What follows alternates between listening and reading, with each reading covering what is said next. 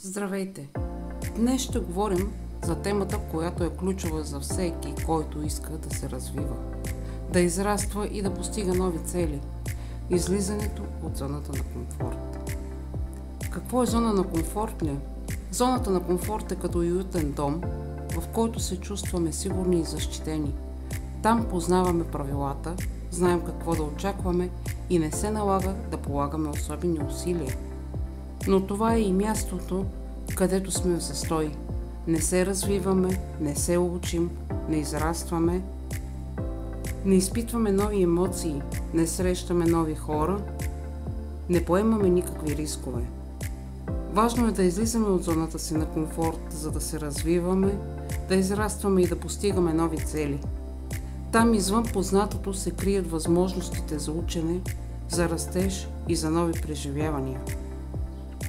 А как да се напуснем зоната на комфорт? Първо определете какво ви задържа, какво ви пречи да се развивате, какви са вашите страхове и съмнения. Поставете си цели, какво искате да постигнете, какъв човек искате да бъдете. Не е нужно да правите резки промени. Започнете с малки стъпки, които постепенно ще ви изведат от зоната на комфорт. Не се страхувайте от неуспеха. Неуспехът е част от процеса на учене. Не се отказвайте, а се поучете от грешките си и продължете напред. Бъдете търпеливи. Промяната не се случва за един ден. Бъдете търпеливи и упорити и ще постигнете целите си. Една много интересна и полезна техника за излизане от зоната на комфорт е 5-секундното правило на Мел Робинс.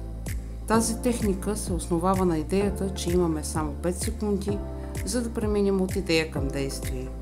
След 5 секунди нашият мозък започва да генерира причини да не правим това, което искаме и да ни връща в зоната на комфорт.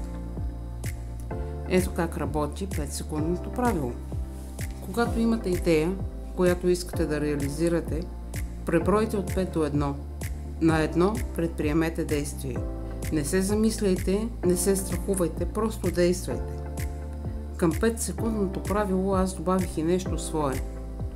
5, 4, 3, 2, 1, всичко е наред. Това е важно, защото често се страхуваме да излезем от зоната на комфорт, защото се страхуваме от неуспеха или от това да бъдем съдени. Но е важно да запомните, че всичко е наред. Дори да не успеете, ще сте научили нещо ново и ще сте приближили до целите. Излизането от зоната на комфорт не е лесно, но е ключът към развитието, към успеха и към щастието. Не се страхувайте да експериментирате, да опитвате нови неща и да излизате от рамките на познатото. Светът е изпълнен с възможности, които само чакат да бъдат открити. Благодаря ви за вниманието. Следващия път ще говорим за техники, взети от криминалната психология, съчетани с методите на доктор Джо Диспенза.